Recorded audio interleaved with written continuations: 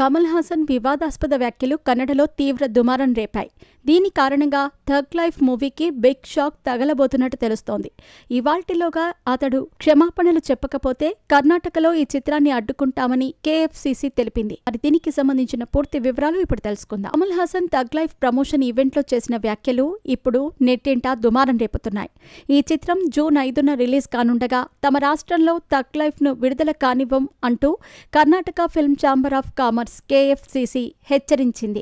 ఇప్పటికే అధికార విపక్ష పార్టీలు కమల్ హాసన్ వ్యాఖ్యలపై తీవ్ర స్థాయిలో ఆగ్రహం వ్యక్తం చేశాయి. ఇందులో భాగంగానే తాజాగా కేఎఫ్సీసీ సంచలన వ్యాఖ్యలు చేసింది. ఇవాల్టిలోగా కమల్ హాసన్ క్షమాపణలు చెప్పలేదంటే అతడు నటిస్తున్న థగ్ లైఫ్ సినిమా రిలీజ్ ని తమ రాష్ట్రంలో బ్యాన్ చేస్తామని హెచ్చరించింది. ఇదే విషయాన్ని కమల్ హాసన్తో కలిసి చెప్పేందుకు ప్రయత్నిస్తున్నామని పేర్కొంది. ఈ మేరకు కేఎఫ్సీసీ స్పందిస్తూ కమల్ హాసన్ సినిమాను నిషేధించాలని రాష్ట్రంలోని పలు గ్రూపులు డిమాండ్ చేస్తున్నాయని, దీనిపై భాగస్వామ్య పక్షాలతో సమావేశమయ్యాయని తెలిపింది.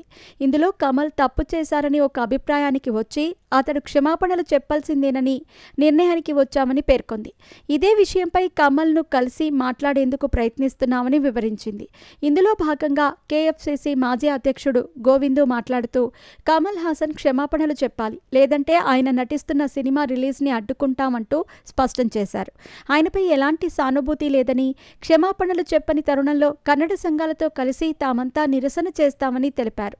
తమిళ స్టార్ హీరో కమల్ హాసన్ కన్నడ భాష గురించి చేసిన వ్యాఖ్యలు కర్ణాటకలో దుమారం రేపుతున్నాయి. ఇటీవలే చెన్నైలో తన కాబోయే cinema tug life audio release ఈవెంట్లో మాట్లాడుతూ కన్నడ భాష తమిళం నుంచి పుట్టింది అని అన్నారు. దీంతో వివాదం చెలరేగింది. కర్ణాటకకు చెందిన పలువురు రాజకీయ నాయకులు, నెటిజన్లు కమల్ ఈ వ్యాఖ్యలను తీవ్రంగా విమర్శిస్తున్నారు.